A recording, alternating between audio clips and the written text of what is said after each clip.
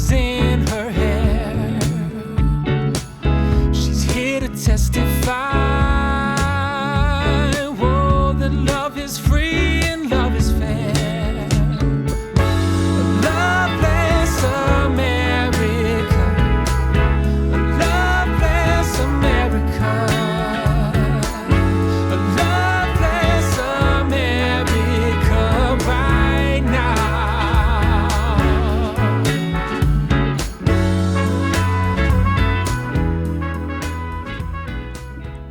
Oh, yeah.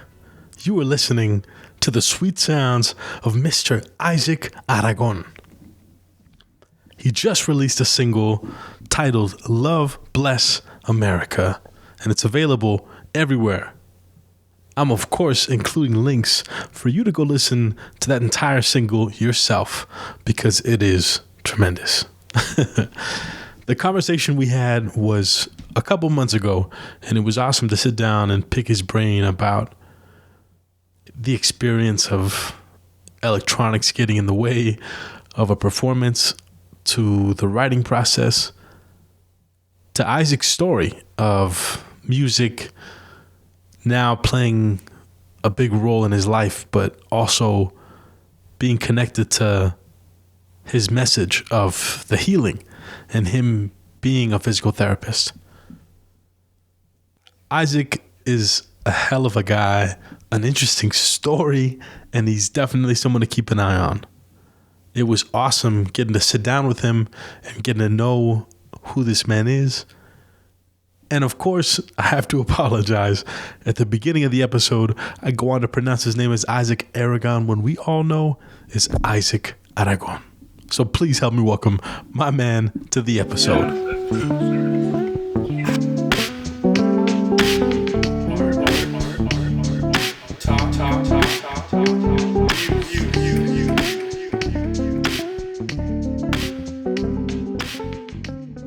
Mr. Isaac Aragon, what's happening, bro? Thank you for being on Art Talk Music, my man. Hey, thanks for having me, bro. Dude, tell me about what's up, man. You were just playing a gig. You were just telling me about what happened at this gig you were just doing. Tell me about it. Where were you playing? Yeah, I was playing at Isotopes Park, and we were doing this little benefit for ALS Association, and they're just kind of raising money for research and awareness and for families of individuals that are plagued, with that disease and things like that.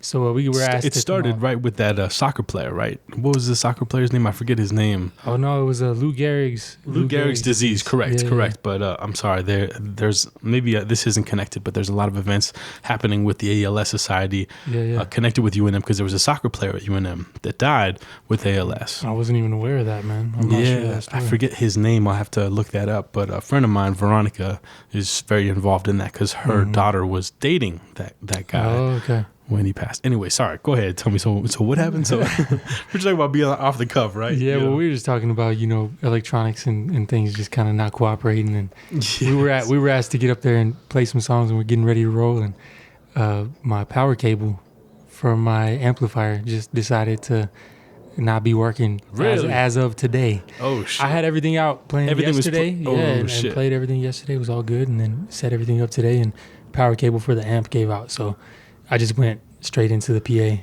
with my guitar. Yes. So yeah. But we were just talking about, you got to be able to switch gears at the drop of a hat. The show must go on, man. That's right, man. So people are there expecting to hear some music, and the amp doesn't work. Well, you got to figure out something else. You got to improvise, man. That's it. It's jazz, man. It's jazz world. That's beautiful, man. That's beautiful. So how have things been, my man? You've been doing a ton of stuff. I first heard about you really through my roommate, Ryan Montano, my old friend. And as you guys were starting to work together, but then Sean Umstead was playing piano with you. Yeah. And, Montano told me about a show you guys were doing over at Marble Brewery. And I was like, okay, all right, I'm going to go check it out. And so I checked it out and hung and saw y'all from the side stage, kind of watching Sean and the Get Up.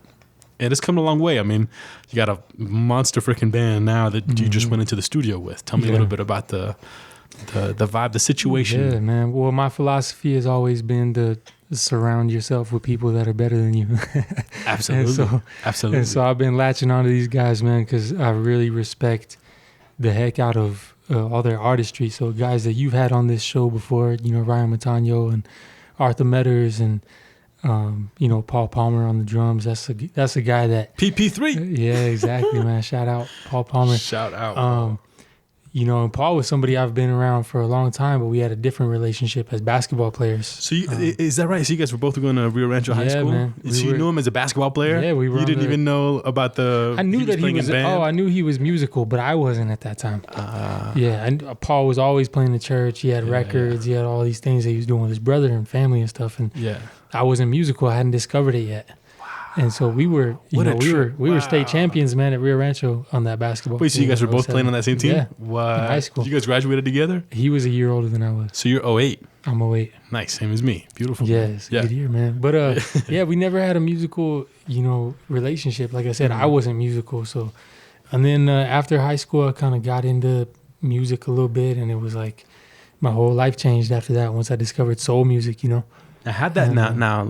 We got to step back for a second because how did that happen? Going way back, right? No, I mean let's go farther back because how did music start for you then in general? You were a singer first, I'm gonna guess, because you got a beautiful voice, man. I didn't sing for. You were playing guitar first? Just guitar, yeah. I took a guitar class my senior year of high school. That was when it all started? Not even then, man. It's crazy. I'll tell you, but then? After that. So it was like, I was taking this guitar class and we were learning cool songs, and I had a really cool guitar instructor at Rio Rancho by the name of Jim Rivetta, and he was really good. And he allowed us to play music that we liked and music that was cool and whatever we wanted to learn. So we did a lot of classic rock, right? We did like Led Zeppelin and the Beatles and stuff. And when I did it, it was cool. I enjoyed the guitar and I enjoyed playing, and it was music, but it wasn't passionate. It wasn't like a burning desire to do it. It was like, oh yeah, this is cool. This is just a thing that I do. Right. I play basketball, I run, whatever. This is just a thing that I do after school, during school. Right. And then my freshman year of college, I was playing college ball out in New York. And I was far from home. It was like I was homesick, and I was discovering who I was as a young man, 18, 19 years old. And then 2 words, man, is one name that changed my whole life, was Bill Withers. And I listened, one of my friends put me onto it. I didn't really know soul music at the time. Like I knew all these old cats that my parents listened to, but it was just like outdated music to me. Right. And then I listened to Bill Withers, and I think it was like probably that BBC show that they did, or he did a couple live performances, and it changed everything for me, man. It was like Bill Withers wasn't a showman. He wasn't a performer. He wasn't an entertainer. He was purely a storyteller, a singer, a songwriter, a musician. There wasn't any razzle dazzle. There wasn't any all this. Certainly, there was entertainment in it, though, it wasn't his intention to be an entertainer. Exactly. Correct. Yeah. And that was something that just blew my mind, man. It was like, man, the sincerity of what this man is saying, and the pain and the anguish in his voice, and the joy in his voice, and the love in his voice, and these stories that he's telling. It really, really resonated with me, and it changed my whole life, and it changed the trajectory of my life from that point on. And I just really was like, man, that's what I want to do.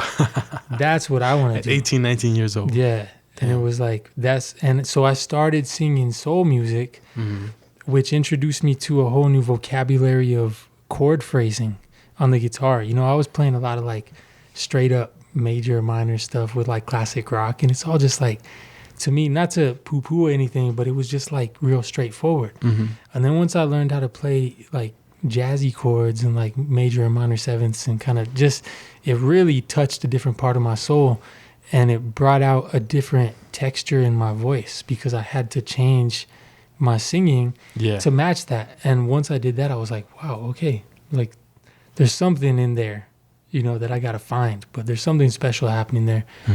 And from that point on, I just haven't looked back. It started from like playing open mics, and then you were telling me the open mic at Brickyard with Chris Draco was the place that opened you up a lot, right? That was the day one, spot, man. Right? Yeah, I went up there and did a open mic set, played an original tune, and forgot the words, and stopped halfway through the song and was just hiccuped and was like, this is my first time ever playing in front of anybody, and I just forgot the words to my own song. And everybody was by yourself, solo, man. Everybody was like so supportive, and wow, as Albuquerque is, yes, yeah. everybody Especially was, that place. Oh yeah, it was just super warm, and I started over, and it was a little better that time. I remembered the words, and it just kind of went from there, man. Started doing like solo shows, and then after a couple of years I did the whole Telluride Blues and Brews festival thing and started playing with a band there, and kept writing throughout the years, just been writing, and kind of got me to where I am today, which I think was your original question. And I'm just playing shows around town and working on records and things like that, and all I'm doing today is just a reflection of what that 18-year-old kid discovered 11 years ago, which was tell stories, be honest, be true to yourself. Don't try to be anything you're not. And still, if you see me perform to this day, I'm not up there dancing and doing spin moves and things that you would probably think are synonymous with soul music. And I'm that's just not me. It's not in me, man. I'm not a student of Prince and Michael Jackson and all these guys. I'm a student of Stevie Wonder, Bill Withers, those guys that were it was just them and a microphone and a song, and that's all it was. And that's where I am now, man. And I'm writing music that is very near and dear to my heart, and that's music with a message, and it's all music that's aimed at creating waves and vibrations and movements in people. And that's where the music comes from and comes out of, is because I have such a big heart for people, and social justice and those things that happen in the public space. I have such a huge part of my heart for that, and my music is kind of along that same vein of trying to create positive changes and things like that. It seems like you would resonate with a phrase that I always used to try and think about when people ask you that question: what genre is your music? And I know you've answered this question for me, but there's a connection with what a song can be through storytelling and through bearing yourself in front of the people, that makes the music like heart music, right? And it's like India Ari is someone who, like, for me, defines that, right? I mean, her persona, her songs, thinking about strength, courage, and wisdom. It's like that approach to heal, like, and use music, like redefine the role that music in our lives has been really acted as, right? It's like, it's entertainment. It's what we go out and get crazy to, get freaked to, or on Sunday, it's what we get, spiritual and praise God. And then, whatever it is for us at other points throughout the week, it's like, you go to other cultures around the world and you realize the different roles that music plays for people, even just different times. Like, you go to other countries where they are kind of still a little bit farther back, and you can still see that older generation of people that relate to the music like, oh man, I need this. Like, I have these records because, like, I put it on and I'm transported back to the place I was when I first heard Naima, John Coltrane's Naima, or whatever. It's medicinal, bro. I mean, that's the word I use, and you use the word heal. You said heal, and that's the name of my band is The Healing, and that is not just the name of a group of guys that gets together and plays music. That is the mantra for why I ever pick up a guitar in the first place.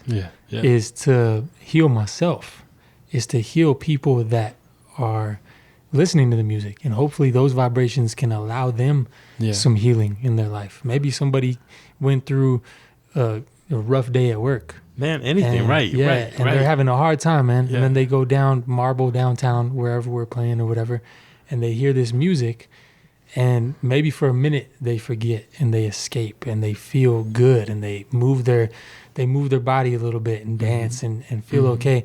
That's healing, man. That's healing. And then the message too, there's a very strong message and rhetoric to my music, and maybe somebody's down there and they're kind of struggling with some issues that they're seeing going on in the news and political issues. And there might be a message in the song that resonates with them that helps them come to some sort of understanding. And maybe helps them see some sort of peace or some sort of solution in the issues that they're seeing around them. That's healing, And so that's kind of the mantra and the philosophy to my desire to be a musician is doing exactly what you just said. Now you've had a call into that from before, because you're not just using music as your tool to heal, but your livelihood is also, you help people heal themselves by being a physical therapist. Yeah, exactly. Tell me about that. Where did that start? Was that with basketball, or what? It was, man. Yeah, it was as basketball, and I always thought I wanted to be some sort of medical practitioner. I didn't know in what capacity. When? From how young? Probably when I was a teenager. I have an uncle who's a doctor. He's an anesthesiologist, and I always really, really admired him and the work that he did. When I was growing up and stuff, and I thought that might be something I wanted to do. And as I was playing basketball, went through different injuries and things like that, and had personal trainers and PTs that helped me, optimize my body and allowed me to heal and feel better and be able to perform at the best of my capacity. And so I decided that was going to be that was going to be the direction that I was going to go as far as school and things like that. So you went to New York initially to do basketball, but then for whatever reason you came back. 18, 19, you said you started listening to Bill Withers. However that came about. Did you then transfer to New Mexico and do your schooling here at UNM? Yeah, I came back to UNM. What happened was just an epitome, man. Like I just epiphany rather is the word I'm trying to use. Where I decided, because when you're in school, you're 18, 19 years old, you're trying to figure out what the heck you're trying to do with the rest of your life. Right. And I decided that's what I wanted to do. And I stepped away from the basketball thing, which was a beautiful experience, man. But it just wasn't for me at that time out there. It was kind of rough on me. And I decided, this is what I'm here to discover is what I want to do with the rest of my life. I've discovered it. Right. I'm pretty happy with that decision. So I'm going to go back home and start pursuing that. And long story short, I was in school for 8 years. Got my 8 years at UNM? No, I was in 8 years altogether, you're saying? Yeah, it was in what school was it in New York, by the way? St. John Fisher College. It was in Rochester. Got you. So I was upstate for 2 years, came home, finished up at UNM in another couple of years, and then I did my doctorate in Denver at Regis University. And so I went out there and was in Denver for 3.5 years. Wow. And then I came back and started working, man. And so when did you come back and start? 2016. And what year were the sessions happening that you first started going to at Brickyard? Oh man, that was before I even went to PT school. Right, so that was like 2010. Let me see, 2000, probably 11, 2010, 2011. Yeah, a while back, man. It's crazy to think back at that time, It's awesome. But that was my foundation, man. That was now your parents, of course they're going to support you because you were going about looking for your own self, livelihood by getting a career in something that you loved. So it wasn't like mom and dad were like, what are you going to do for a living? You can't be a musician. So what is the support like now? That, man, my parents are like the biggest support system ever, man. They're actually musicians themselves. I was going to ask you that. Yeah. My mom is a beautiful singer and my dad is a guitarist, and they play in church. They play church music. She grew up with music in the home. With music, yeah. But I never siblings. Never are you oldest? I'm the youngest of 3. So your siblings definitely were involved in music. I'm Not guessing, really, right? man. Really? I mean, a little bit. My sister played vihuela in mariachi. So she was musical. She played, and then my brother played guitar around the house, and I was the last one to pick it up. I just didn't really take to it. But my parents played in church all the time. So we're talking these old time, Spanish colonial, super old Spanish songs, right? Yes. Like northern New Mexico, norteño, like church songs, bro.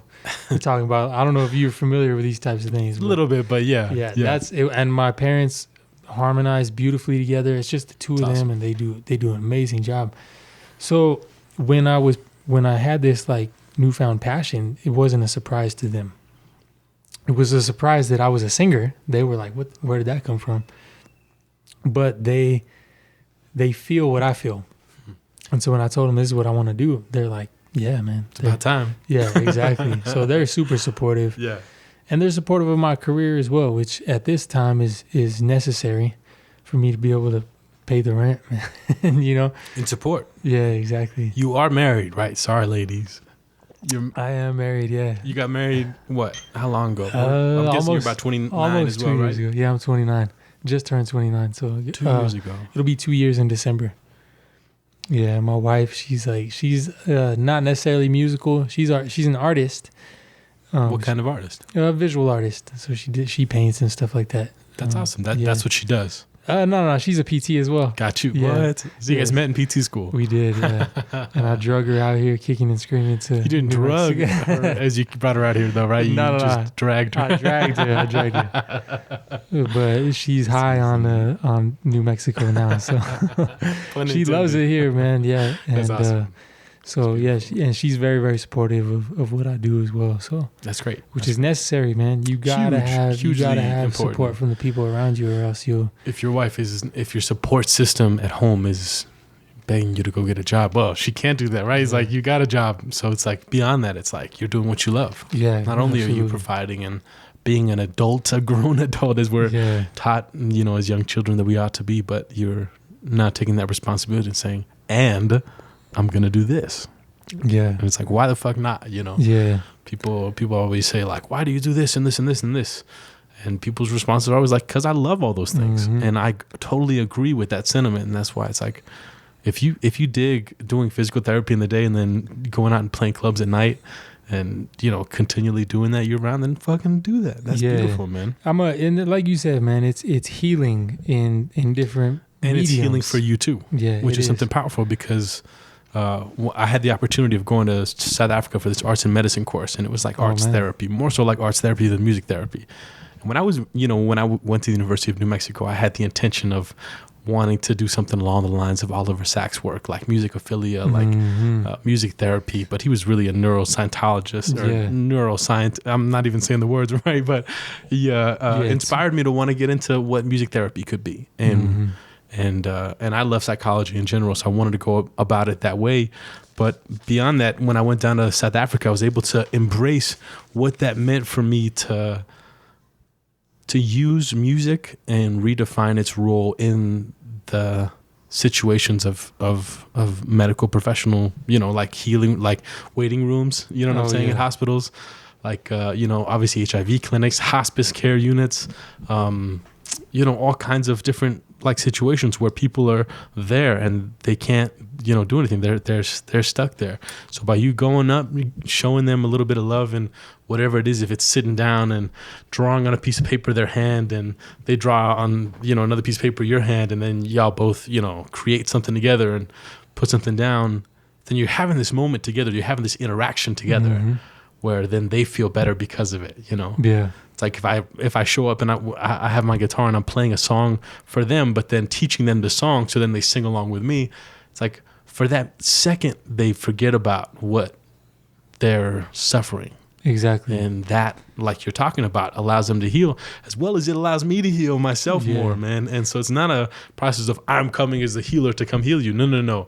We're in this together. It's a symbiotic relationship. Yeah, man. We're both human. And the most beautiful form of what you're doing is like you're bearing your story. You are telling the people your story as it honestly happened. And then people, through that honesty, through those little details, connect with you and then resonate. And that's why people cry when they hear songs. Exactly. I have so many songs that I sing that are covers that some of them I can't even sing because I'll start crying, Yeah. And I love that. One of our people that played a big role in both of our lives, Chris Drakup, who's my favorite blues guy in town and my favorite solo acoustic guitarist to go listen to in town, hands down. He's amazing. But I remember going and seeing him perform one show at Scalo years ago, and he was like, oh man, I'm gonna try playing this song tonight, man. But I was always tear up when I play this song, man.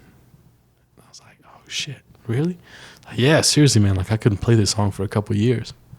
Damn. It's like, man, we're in it because it's for us too. Like we need to do this.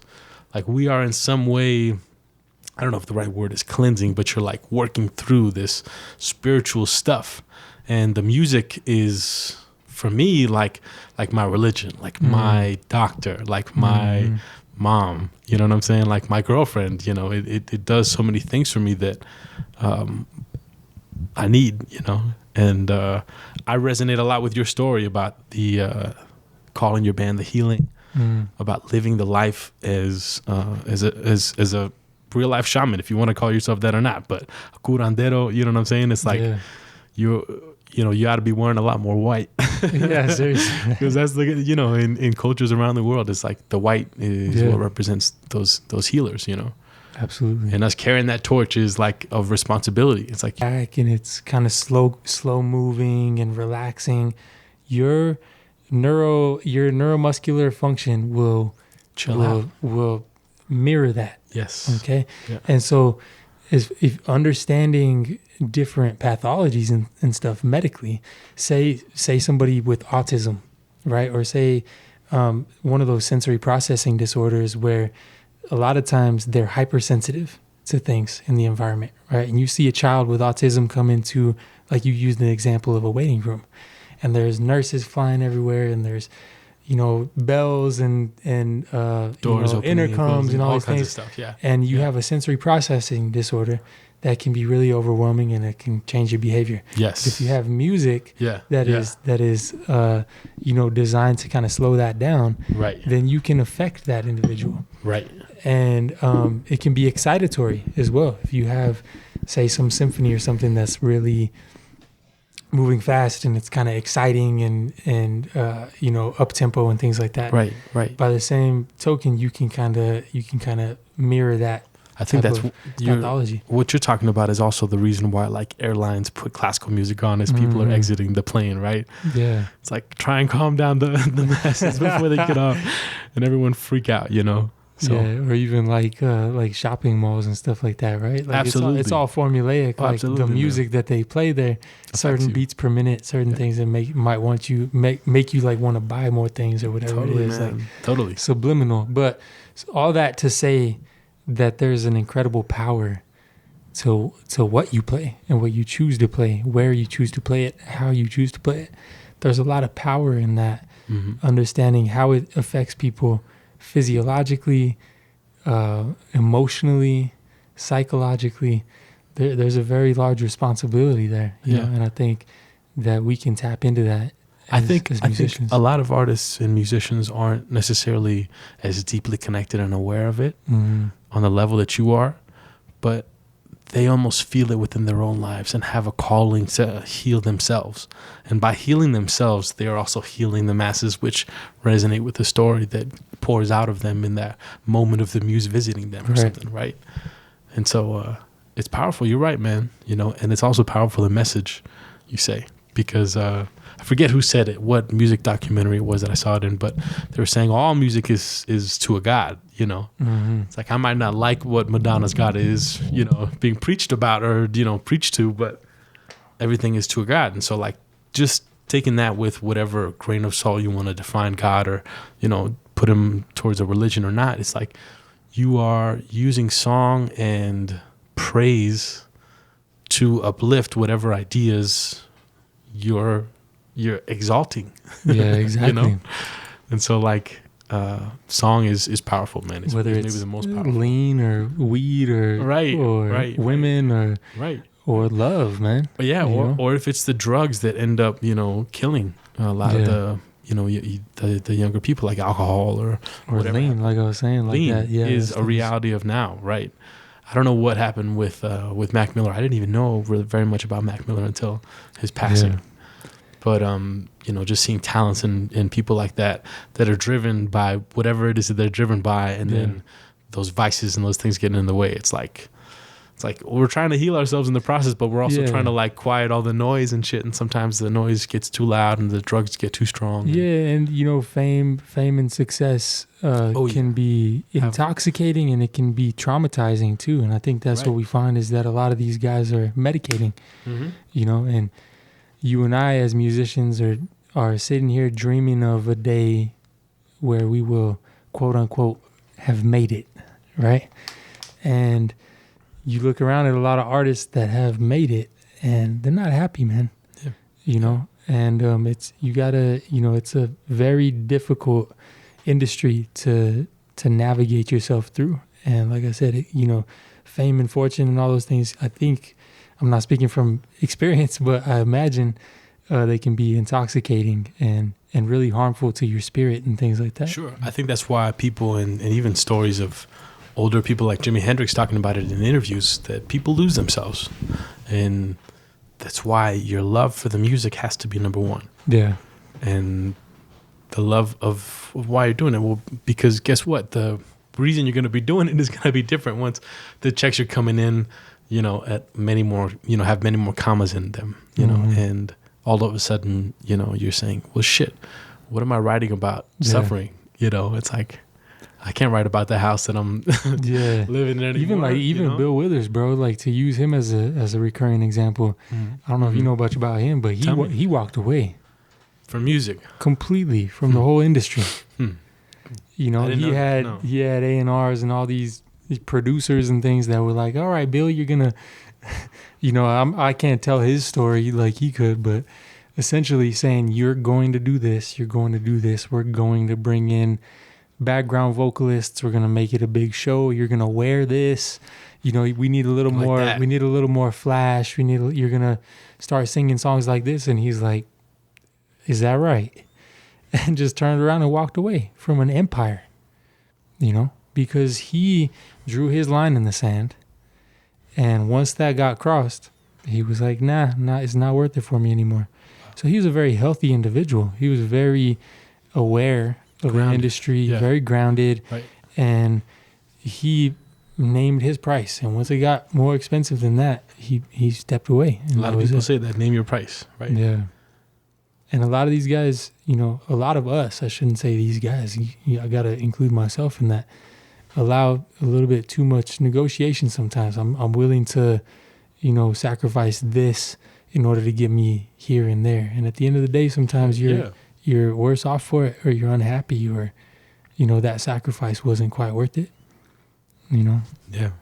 It's just it's a tricky industry, you know? I mean, the music industry, the art industry, entertainment industry, and we're all just trying to figure out how it works and how to make it work for us. Without a doubt, 2018, you know? Creatives in general have such a frontier in front of us of, you know, it's like this territory that has not been, you know, dug up yet. It hasn't been messed around with, which is the internet. And it's slowly, obviously, getting more limitations and stuff, but it also is enabled so many people to make a living now from just taking pictures from their phone. Yeah. And get a following of like upwards of 15,000 people. Like one of my best friends from kindergarten, you know what I'm saying? I grew up playing with him and singing in choir with him, is now on the scene killing it. St. James, he's like a monster, you know, painter that is very recognized and got a very big following just from David. Yeah, just from doing art and like he's amazing, man. Yeah, he's a tremendous artist, tremendous fucking,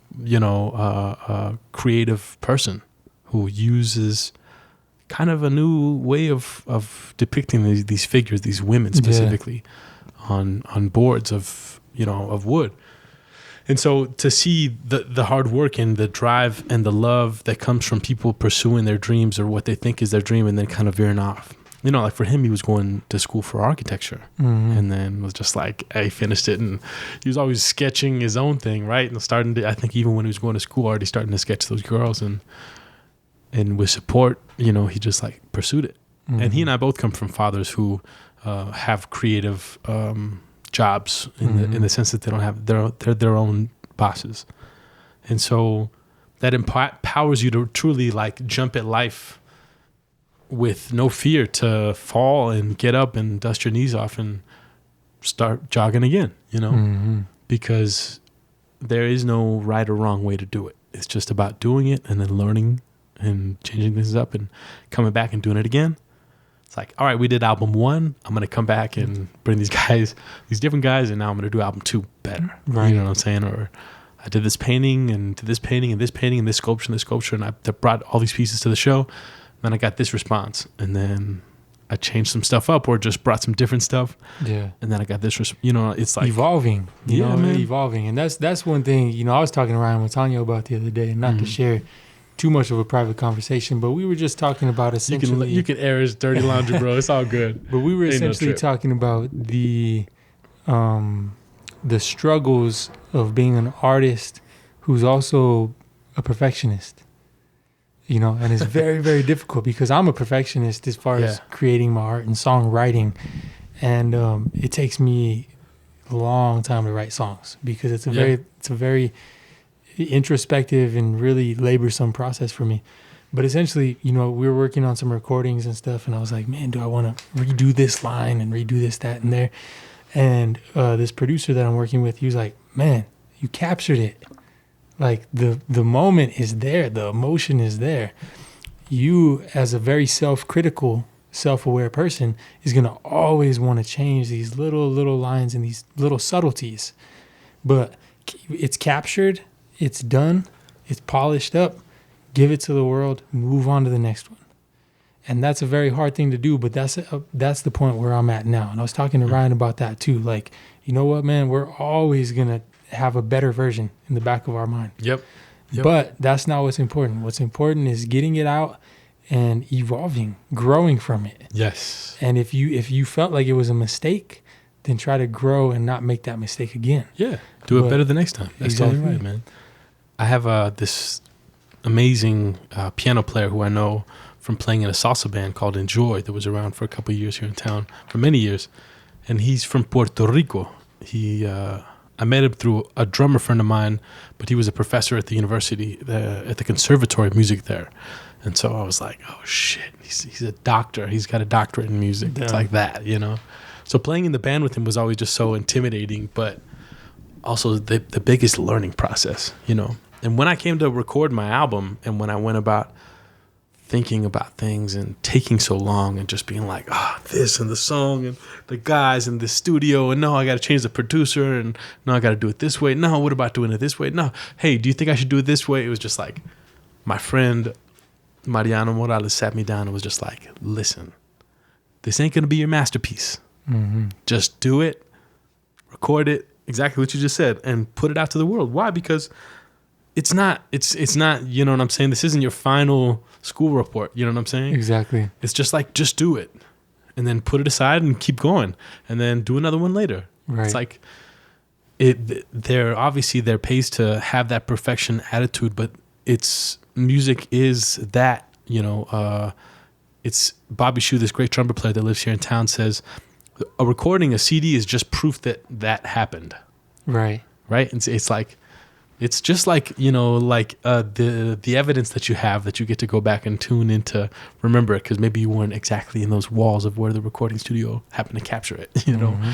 But the experience of music is when you go out and see someone live. And so for us perfectionists, because I'm that way too, you know what I'm saying? I have songs on my album that took me years, over 10 years to write. You know what I'm saying? You straight up. Yeah, I have this song that's... I don't feel so bad now. No, you shouldn't. I have this song that's about psychedelics that was connected with a lot of experiences throughout my life that took me about 11, 12 years to finish. And so from the writing perspective as well as like the perfectionist perspective, it's like, yeah, it serves, and it's good to have friends and producers and people around us that remind us to just like, hey, just capture it. Yeah. Let it go. And the best songs I've ever written happen in 10 minutes. It's true. It's true, but not to say sometimes we think that because that is the best, it's like it just came to us. Yes, but it doesn't mean that those songs that you spent it was years in the making, 100 hours, you know, trying to finish and changing the versions of isn't going to be equally or less good. Yeah. It's just like it feels better. It's like you hit the home, like you hit the hole in one. Yeah, right? Or you just finally broke through, man. Well, I don't know if you broke through, because I feel like with songwriting, and a lot of people say this, and I agree with it, because every time I sit down to write a song, you're at square one. Mm-hmm. It's a blank page. You know what I'm saying? Yeah. Like you can't take any of the problems you solved in the last composition that you finished, you know what I'm saying, and bring them over into this new composition. It's like, no, man. Like you start from square one. Learning to walk all Every over time, again. yes. And so within that, you know,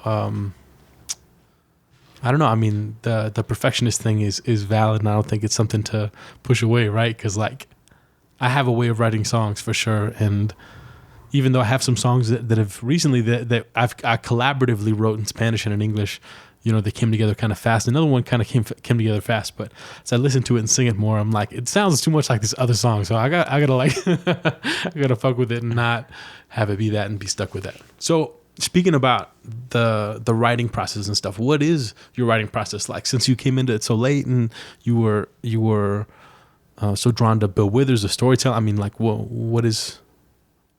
I know every time is different, as we just said. Mm-hmm. Like, tell me about the songs that you just recorded. What about those? Those songs, like it's a lot of reflection, man. It's a lot of meditation and reflection and just kind of drawing on experience about, well, first of all, what do I want to talk about, right? And so the spark, the initial spark is there's got to be something that makes me feel some kind of way. And if I don't start with that emotion, then there's nothing to talk about. There's nothing to sing about, nothing to write about. And so a lot of times it'll be something that I see, something that I experience personally, or maybe something, a lot of times with me, it's things that I see like in the news and like, you know, media and things like that. A lot of social and political issues, and it'll start with that. And it starts with a lot of times an emotion of frustration, disappointment, discouragement, fear, like being afraid and things like that. And I start with that emotion. And it's like, man, this really isn't sitting well with me. I don't like this. And I think we're better than this. And I think we could be better. Right. And so it starts there. And then from that point, it's a lot of times it's months and months of reflection and reading different books, listening to different music, listening to lectures, watching political debates, you know, looking at an issue from various standpoints. And I'll be the first person to tell you, man, I listen to NPR and I listen to MSNBC, and I also listen to Fox News. I try to listen to every argument, every issue from various perspectives. I don't believe in like just kind of, you know, listening to one side of the argument, because I like to understand what all different types of people are thinking about certain things. So again, it's a lot of preparation in regards to, I guess you could call it like gathering research or data essentially. Wow. And it's like, how do I really feel about this? And how can I create a song that reflects what I feel and also provides a solution? You know, I think that blues music a lot is oriented in expressing an emotion, a lot of times a negative emotion, right? Like fear, or like those things that I just talked about, being sad, being lonely, whatever. But what makes it beautiful is when there's a solution that's provided in that music. And so again, I try to think like, how can I provide this piece of art that identifies an issue, but also provides a solution to the listener who's like, yeah, I empathize with that. And yeah, I can maybe we can change and do this type of thing to reduce the effect of those negative emotions that I had. So it's a really, really long process, man. And that's why I say it's like, I'm not just telling the story. That's very, very cool though. Now, so hearing you tell me that breakdown of kind of how you approach it and stuff, does that mean that the idea of the song starts first? Like, yeah, the idea for sure, man. And so after that, once I kind of start gathering all that stuff. Right, and then you problem solve from there on within the melody. Exactly. And the harmony. So as you and I know, and the rhythm. The rhythm and harmony and melody, all those things can express emotion too, right? So then it's trying to find something that matches, right? And supports. Right. And communicates all those things that I was talking about. And then once I settle down with that, which can take, you know, weeks, months as well. Sure. Then I start writing lines, which is the most difficult part for me. What do you tell me what you mean when you write lines, like verse writing lines? lyrics, man. Yeah, like Gotcha. writing verses and finding a hook and things like that. That's the hardest part for you. Oh, hands down. And it's the part that you start from and pay the most attention to. Yeah, for sure. Like, I mean, you and I, like, if we wanted to sit down and write a song that expresses some kind of emotion or whatever, like, for me, that's not very difficult. I have a strong connection with the music, with the notes, the rhythm, the melody. But words are very important, and they, you know, they carry the burden of the song, and you got to come correct with it.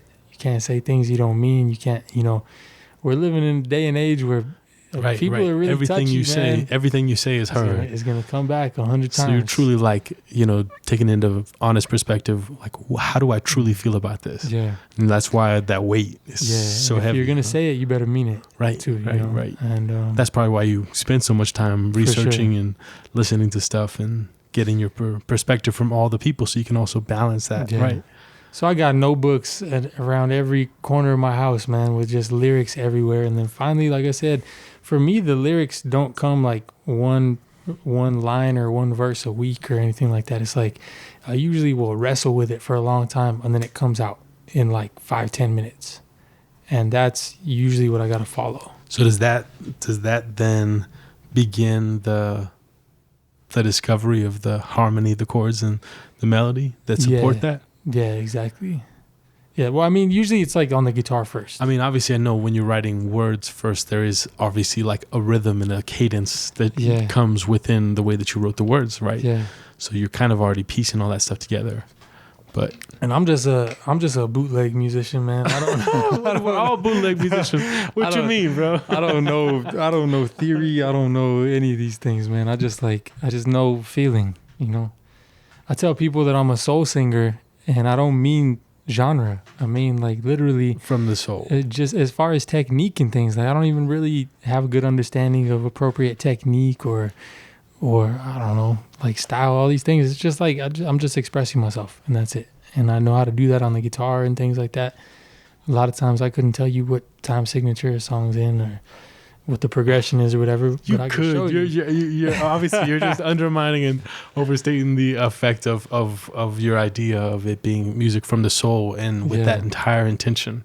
Yeah. But certainly the techniques and all that stuff that are there. It's like you're doing, like, well, my oldest brother and I were talking about this morning. He's reading this book by Miyamoto Musashi called I believe it's called The Way or something like that. But it speaks about the way, which is living in this flow of life and forgetting the techniques and just falling into what the thing is. You know what I'm saying? Like, not thinking about doing it, but doing it.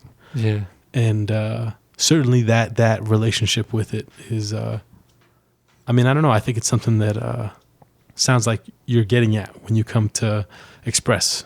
Yeah. You're just getting at what you're trying to get at with the music, which is like, it's like people are like, what is that? You know, is that a D minor set? You're like, I don't know, just feel it. Yeah, just feel it. Shut up. Just close your eyes, like, open your ears, open your heart up. Yeah. And just, like, you know, be here right now. No, absolutely, man. It's like, that's the zone, right? It's like the zone that the athletes talk about, musicians talk about, anybody. It's like it happens when you stop thinking and you just start doing, you know? Yes. And that was the beauty about getting in the studio with all those cats that we were talking about. Was like, wasn't a problem. It was like, yeah, what's the song? Yeah. Oh, I feel it. Yeah. And those guys are special too, because they play with in so many different situations, like in so many bands around town and in so many different situations that they respond so well to each other. Beyond the fact that bass player that you got, Artie Metters, is one of my longtime collaborators, one of my best friends, and is probably one of the best communicators to a drummer that I've ever met in my life. Mm-hmm. You know what I'm saying? Like, on stage, like, even if it's the first, you just sitting in, like, he doesn't know you. He's over there looking at you like, get it. Yeah, come on. Just like, he's like doing whatever it is, whatever things he mumbles or gestures he does to emote something to the drummer that then they're like, all of a sudden, like, together. They just like, there's no disconnect. Yeah, no. It's like it just hit the nas, you know? Yeah, exactly. All right. So, but tell me about the full band and stuff. Tell me about the album and Yeah, man. So Everyone I've got like several projects. I've got probably 10 tracks that are complete, that are unreleased, that have been done in Is like that the last couple before of years. this Colorado thing? Yeah, so this Colorado thing is just 3 tracks. So those are my last, my most recent recordings were 3 tracks with Artie and Ryan and all those guys. So I'm gonna release those this fall/winter. I'm gonna do some singles and then an EP.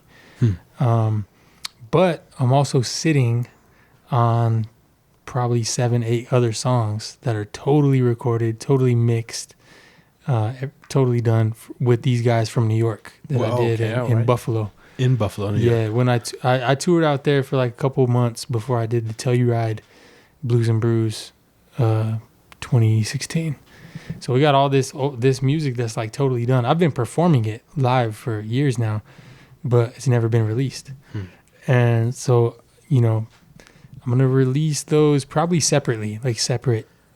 So what's your situation like now as far as releasing? We were talking about distribution before the podcast officially started, but tell me what your situation. I mean, you're an independent artist. Yeah, totally independent, man. So is that your vibe? You like that DIY perspective? No, for sure. But the hard part is having a full 40-hour work week, and then understanding that there is so much time and energy that goes into the things that we don't even associate with being an artist. And that's, I'm talking about booking shows. I'm talking about managing a band and musicians, trying to get rehearsals and getting music out to people. Logistics, right. We're talking about marketing, right? So branding. We're talking about public relations, you know, publications, all these different things. Getting songs out to radio. That's a full-time job, man. And it's a lot of work and energy. And I'm trying my damnedest, trying my damn best to take that time outside of my 40 and to dedicate it to this craft. And I'm learning as I go, and I'm better at some things than others. And the name of the game for me is navigation, man, and just trying to find out what's the next move and the best move for getting my music out to the world. And so this is going to be my first time ever on any of these platforms that people regularly consume music on. iTunes, Spotify. Never. Go on iTunes right now. You will not find my name. It's not on there. So this is going to be my first time dipping my toes in the water and just kind of seeing electronic debut. Yeah, pretty much, man. Yeah, exactly. So I'm not even in the game yet. So you got to take some like futuristic, like superhero photos. Right? Isaac comes alive in the internet. You got like your what's that? You know, your Megatron. Yes. Hopefully it ain't a first round KO, bro. I think it's good, man. It's like, but it's confusing, man. I mean, like making art. Part of it's confusing. Well, we were talking about physical art, right? So you were talking about David Santiago and all these guys with physical art. If you have physical art at a show, either somebody buys it or they don't. It's something palpable for people to pick up, hold. They're either going to say, you know what, I'm gonna pay, $125 for this painting, or I'm not. Right. And there might be some bartering in there and say, well, I'll give you $100 for it, whatever it is. But at the end of the day, that individual is either going to be able to consume, they're going to be able to take that home for that price, or they're not. With us as musicians, where we don't have a physical product per se, it's really, really hard to kind of navigate how that works. Because I can go to a show and have a physical copy and say, hey, man, I'm selling these for $10. And the guy might say, you know what? Nah, not today, man. And he's going to go home and pull up Spotify. Yeah. He's going to listen to it for free. But you got to think about it like exposure. Oh, right? For sure. It's like they're obviously been telling us for years. There's the balance of like realizing your return right now. But there's also the reality of like, if you're not on every platform for people to check you out when they do hear your name, and they can only buy an album from you in person, it's like, it's like you lose a lot of people. For sure. Right. And so even though, yes, you do deal with that, what I admire about Ryan Montano is that he has different levels for people to purchase. Mm-hmm. He's got his $5 albums, $10 albums, and his $15 albums. Right? He sells singles or the stuff that he would sell to or send out to radios or EPs, you know, and then the full album. And so like that way your net is much bigger because either way, yes, they can go home and do that, but then you've got $5, $10, $15 for them to support with, you know? Yeah, exactly. And having that physical product for us is incredibly important. So even though that's the only way you've been doing it, for us, it's like, man, I can't stress how important it is. And I slack on it so much on so many of my gigs in promoting it. Like, talk about the business side of it. Too.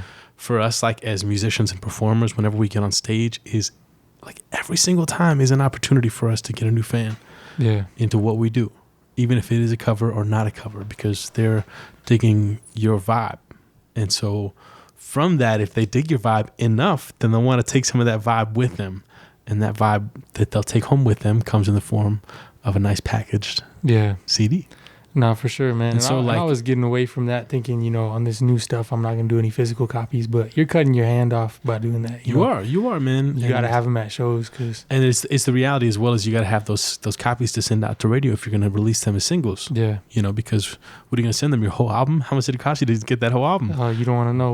We're not going to talk about that. That's what I'm saying. Today. We can talk about it. I'm happy to, man. My friends ask me about that stuff because, you know, I think it's important for musicians to understand that, like, putting together a big album, you know, with a big sound, with a big band, can cost you easily, you know, between $13,000 to $20,000, and it's not out of the picture. And people are like, "What did you say?" And it's like, my friend is gonna do it for me in the garage. And it's like, all right, and it's gonna sound like it was done at your friend's house in his garage. Well, and the thing is, you know, that consumers don't understand that, and I think we need to help them understand that because.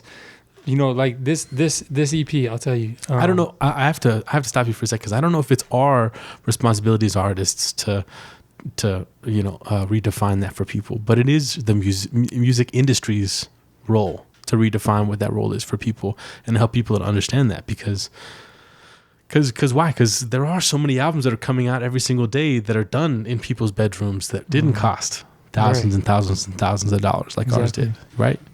Like I'm proud to tell people that my album costs like $16,000 to $17,000 to put together and make.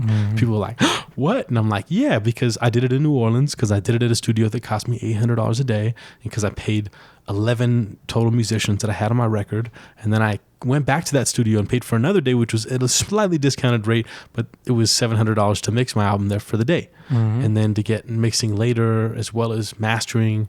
As well as I had to obviously record my vocals, not at that studio because that's expensive time to record my vocals. And, you know, guitar playing being my strong suit, it was like we can do all that stuff live and capture the moment. There's only one song that we recorded on my album in parts, but I mean, I think it's something important in a narrative that my record label that I'm associated with, which is Bubble Bath Records. It's an independent record label started by my best friend John Maestas. Right, yeah, I met in John. New Orleans. Yeah, and I know you're aware of this whole situation and stuff, but Bubble Bath very much so empowers their artists to learn for themselves. You know what I'm saying? All this stuff that we as artists think like, oh, fuck, you know, I didn't think I had to think about that, you know. Yeah. What the fuck? What's a press release? What I have to send that to people before my, like 2 weeks before my show? What? I'm going to start taking notes real quick if you don't mind. And what else? What do you do after that? I'll tell you what's the best thing for anyone or for you to check out if you haven't is the Outpost Performance Space does a DIY or like how it works seminars like once or twice, you know, like once in the fall and once in the spring. And basically they open up their books so you can see how much they make a year, how much they bring in from gross, as well as how much they're bringing in from grants and stuff, how much they're bringing in from donors and members, and how much everyone is getting paid.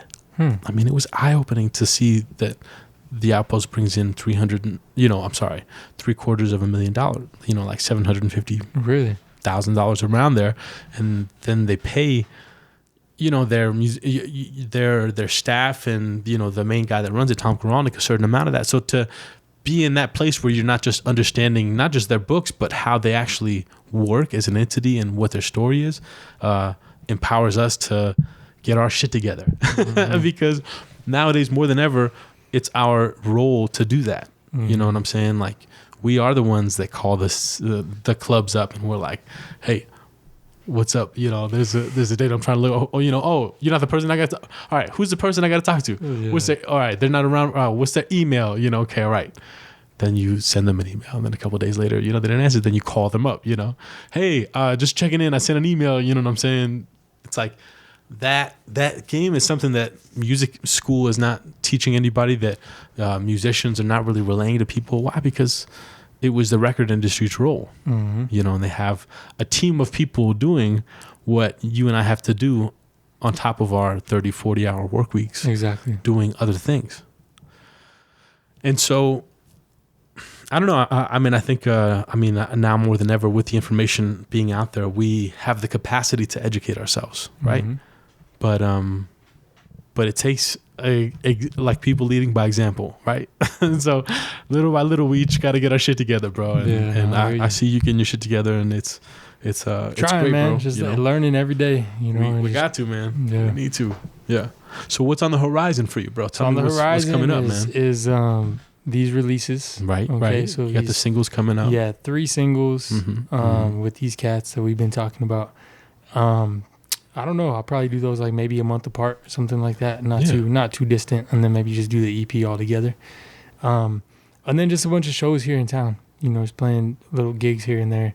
Marble downtown with all those cats. So it's gonna be like Paul Palmer, Marcus. I'm not sure if you know Marcus. Sheffield, yeah, Sheffield. I forgot I'm pronouncing his last name right. D.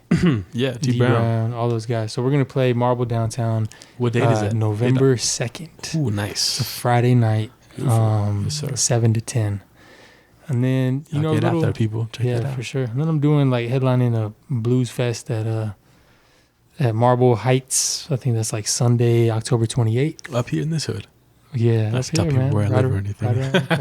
Yeah. I'll give you the address. But of the bar, not my house. Yeah.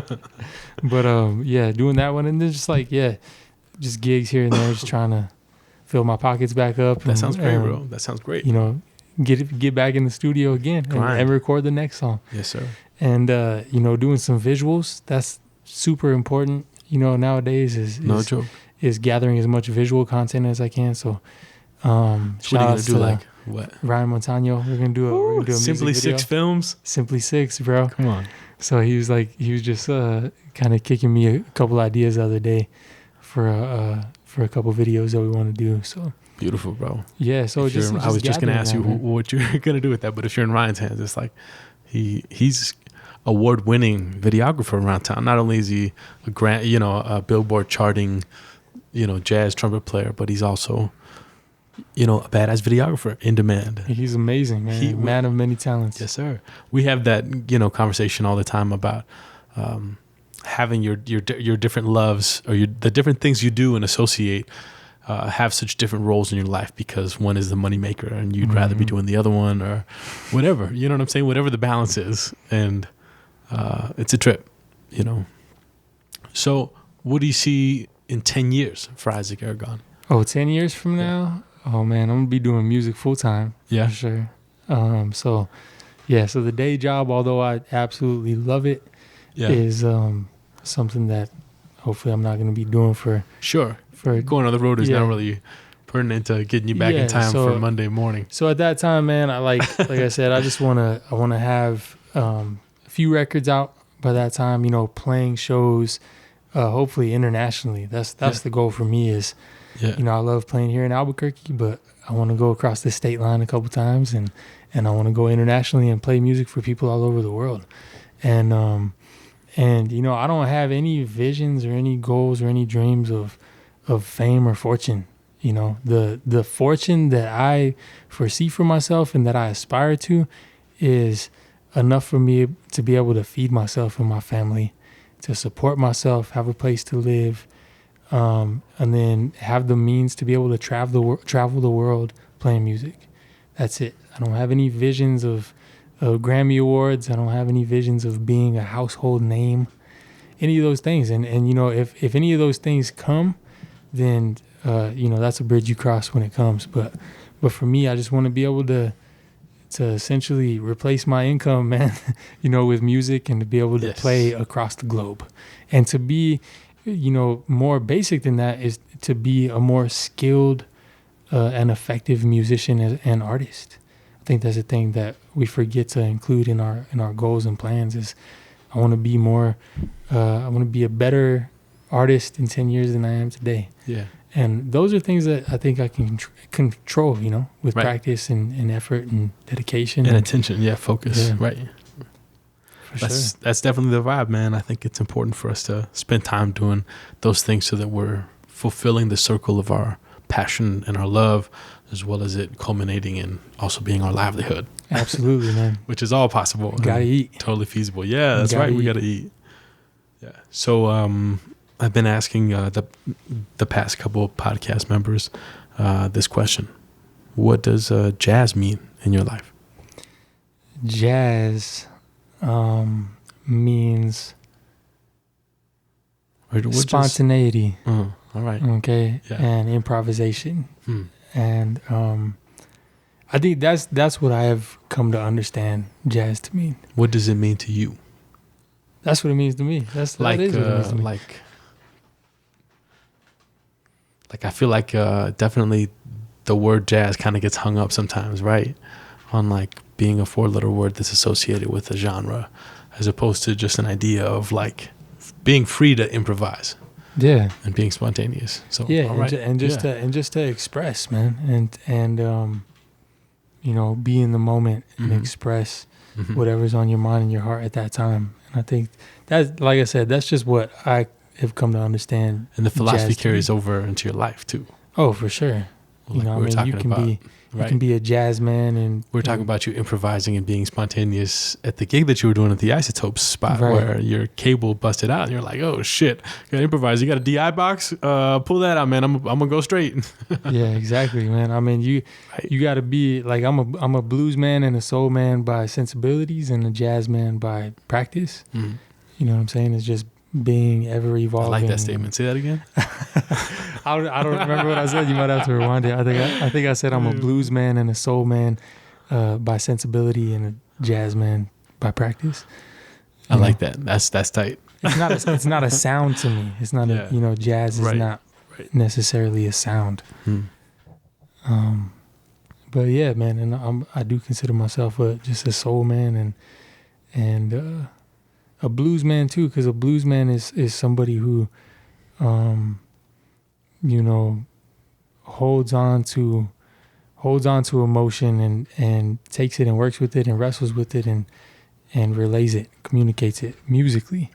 And although my music might not sound like 12-bar blues, Delta blues, Sure. which blues, I think, and jazz too, I think people can put it in a box and say, well, it has to be formulaic and it has to be this progression and these things, which is funny because I play these like blues fests around town, and I don't really consider myself a blues musician. I'm a blues man, but I'm not a blues musician.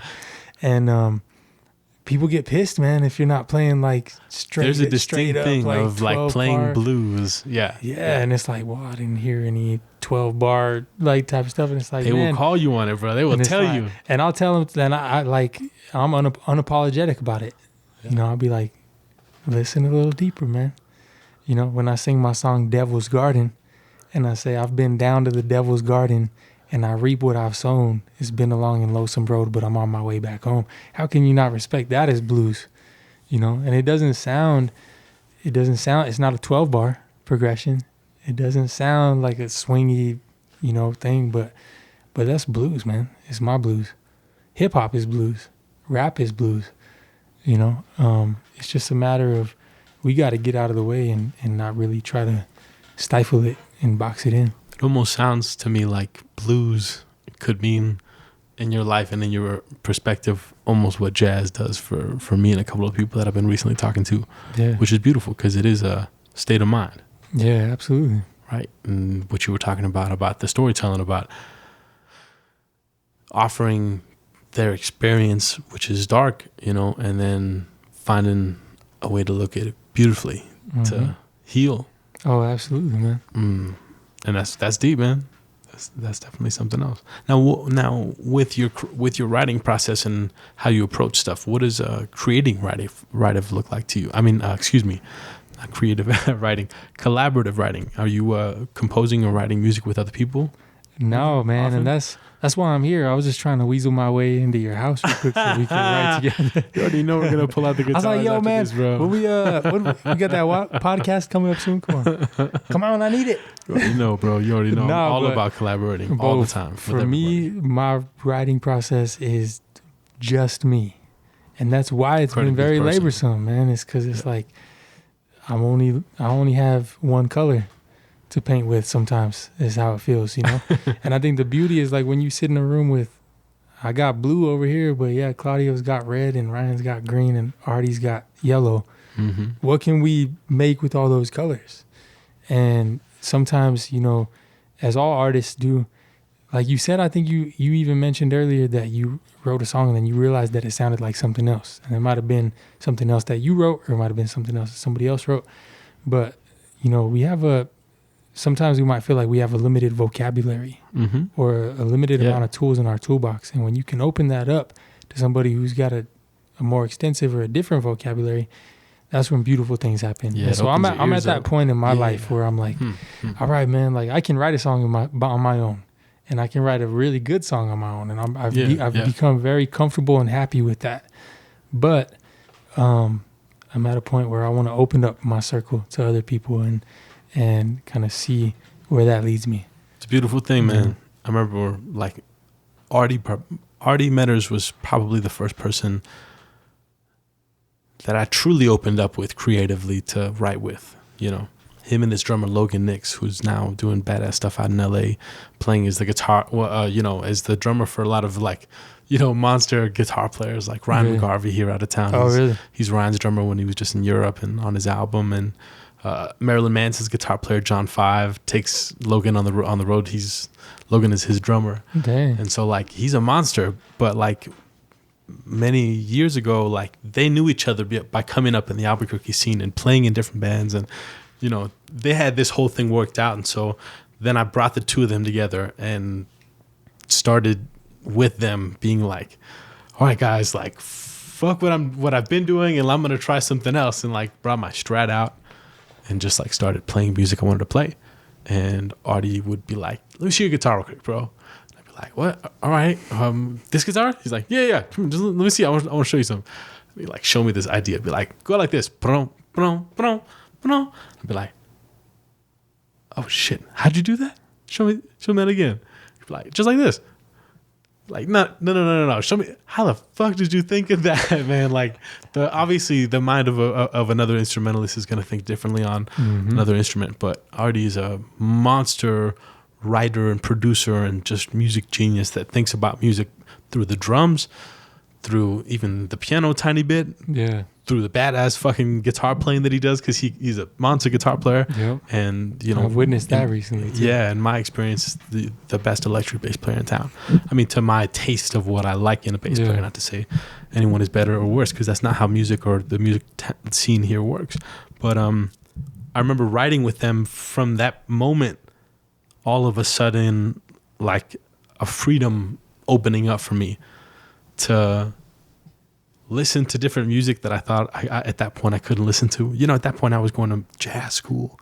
So I thought I had to be a jazz student and only have jazz in my iTunes library, right? Which is bullshit.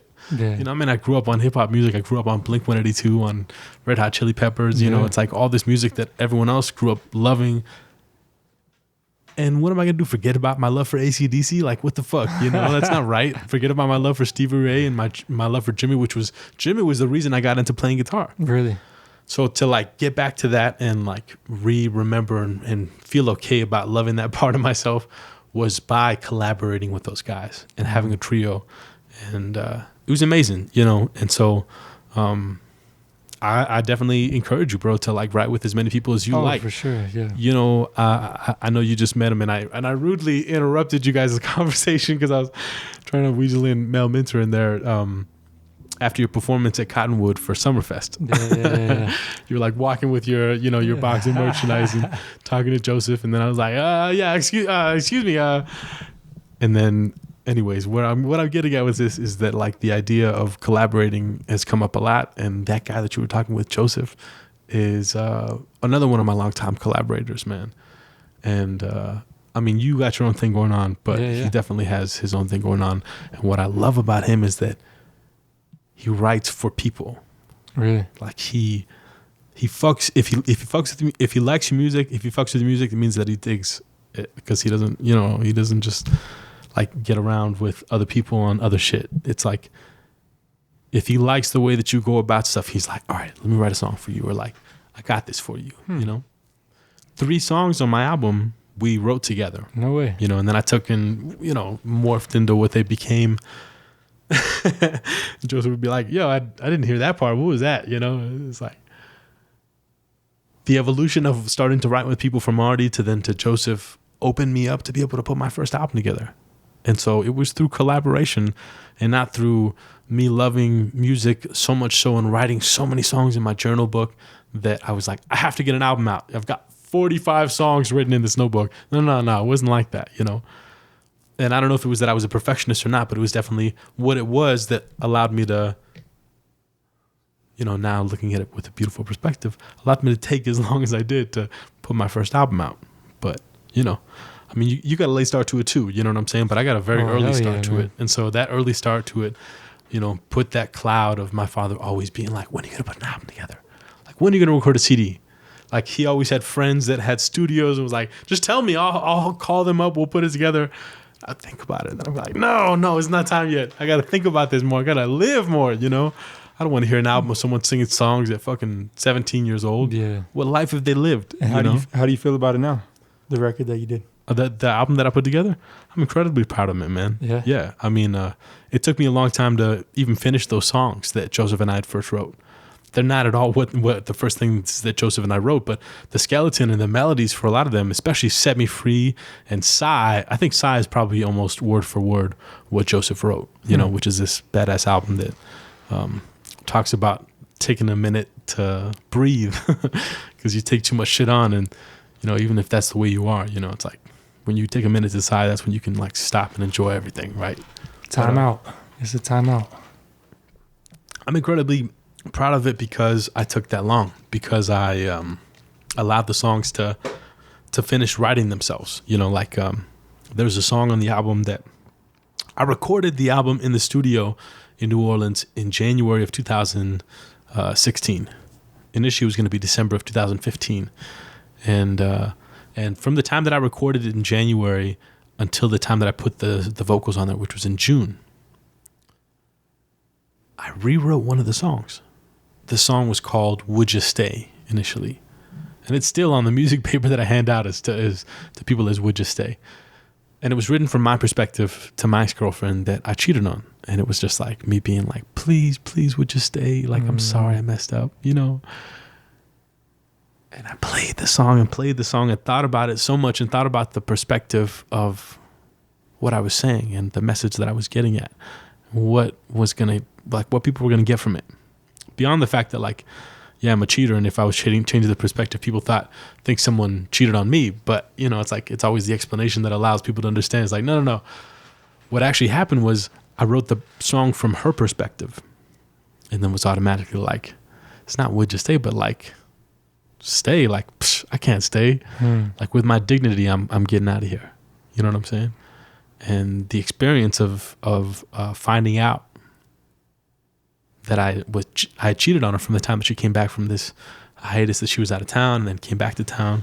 She was one of those, like nurse by day and flamenco dancer at night, Still hold her dear to my friend. She's a good friend of mine, but we haven't talked in a while, but she's, got a beautiful family and doing her thing. Yeah. But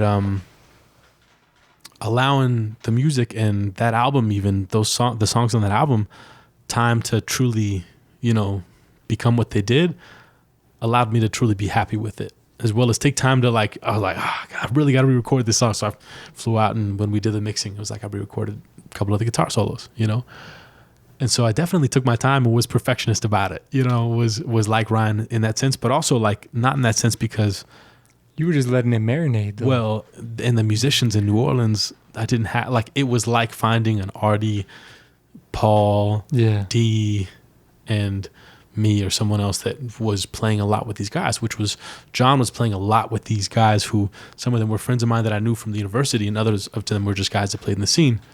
And there were a group of guys that had been playing on a lot of people's albums and in a lot of people's bands. So they had this chemistry already built up. And I'd been going down to New Orleans for about the past year and a half before that, playing gigs. And I would hire them in many different configurations, other bands, and eventually found the right guys to be like, these guys just fucking play it and vibe, right? Mm-hmm. So then it was just about getting them in the studio, capturing it, doing double drums on 2 songs and capturing it. But then from there, you know, perfecting my part, my role, you know what I'm saying? Like, how does my guitar sound? How does my solo sound in that song? You know, like, how am I going to sing this? You know, and then, like I said, the 6 months that it took me to do. So I'm happy that it took that long. That being said, definitely not going to do it like that this next time. Right. I'm not going to book the studio for more time so that I can record my vocals, because I know that's something I can do on my own or with a friend that's going to cost me way less than paying that $70 an hour or $80 an hour rate. But yeah, man, I definitely look forward to getting into the next album in this December. Actually, I'm going to go back to New Orleans and bring actually Logan and Artie and some guys from New Orleans to record the story of part 2 down there. Oh man, wonderful. It's going to be amazing. But I'm going to do it in like 3 days, take some more time, and you know, definitely capture as much stuff as I want to, and do the songs in Spanish. So bring in the musicians from wherever I have to bring them in to do that and play that role. And then I'm going to turn it around a lot faster. You know what I'm saying? I'm going to record the vocals within the next month after recording that. And then I'm going to go fucking on the whirlwind of the choo-choo train of business when it comes to putting an album out. Because truly, as the record industry puts out albums, they put things out months later. Why? Because sometimes even a year later, because there's so much work, footwork that has to go about being done, and time for those things to actually get activated or done or registered so that you can put it out correctly. Yeah. And so I'm going to do all those things and get all those ducks in order. And of course, I'm saying it now, but, you know, in a year we could be like, how's it going, Claudio? Be like, don't ask me. You know? But that's definitely the plan for the next one, and not making it like that, you know. Tell me about your idea of how you're going to put this out. You were talking about releasing singles. Where did that come from? Where did that idea come from? Just the idea of releasing things, you know, like quarterly, or just like continuing to have products that you're putting out periodically. Yeah. That's kind of where the idea came from. And, you know, doing singles to the point to where I'm doing like 3 or 5 singles, and then having a full EP that's available for purchase, and having physical copies and things like that. But, you know, I'm not going to sit here and claim to have any answers about anything, man. I'm just trying to figure out what's going to be the best move for me. And I think that's one thing that seems like a lot of successful people in the industry are doing, you know, releasing some singles before they're releasing the full project, you know. So, and I like that idea of taking time to put more than one thing out. Mm-hmm. It's like I was having this conversation with someone in New Orleans who's thinking about doing the same thing, and it's like you're extending the value of your return. Why? Because what you're doing when you're getting the exposure of putting the song out through electronic mediums where people aren't paying something up front to get it, but they just got to go check out a link, you know what I'm saying? Allows that to be an expensive business card. And guess what? They tell their friends about it, and by the time their friends find out about it, in 2 weeks you're dropping another single. Right. And then it's like they're part of a train now. Because then guess what? After, oh shit, I like this artist. He just dropped 2 songs that I really liked, and he's got another one coming out in another 7 weeks. Exactly. So it's like, and like I said, I've got 10 unreleased tracks, man. There's no reason I can't be releasing stuff for months to come. Are you thinking about approaching it like that, or are you thinking about like keeping those tracks to put out as an album? Because it sounds like that vibe of recording it in New York is... Yeah, I mean, they're different. They're right? different vibes, and that's kind of one thing. You know, they're different producers, different engineers, and so I haven't really sat down and seen how, you know, cohesive they are. And I kind of might do separate projects with respects to different producers, different studios, things like that. But yeah, I'm working towards a full length. I just am not sure which songs will be included on that. And obviously there's going to be a lot more songs to be written, man. And that's my responsibility every day, is to try to write more new songs. That's good, man. That's so beautiful. There's more coming down the pipeline. I got all kinds of progressions and things in my head and ideas, and Do you feel like you take time every day to sit down and work a little bit on songs? No. But it's something I would love to be doing every day too, right? Shit. Well, I guess what I could say is that I think about songs every day. Yeah. I think about music, and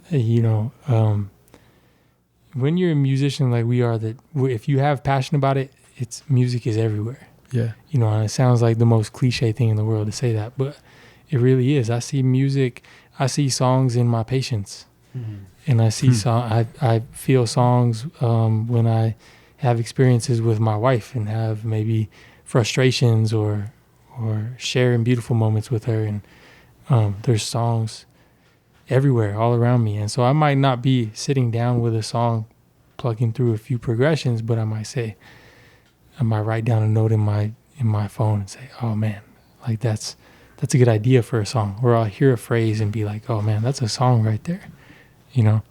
And so with that understanding, I do spend time with it every day, but not as structured as I would like to be. Sure.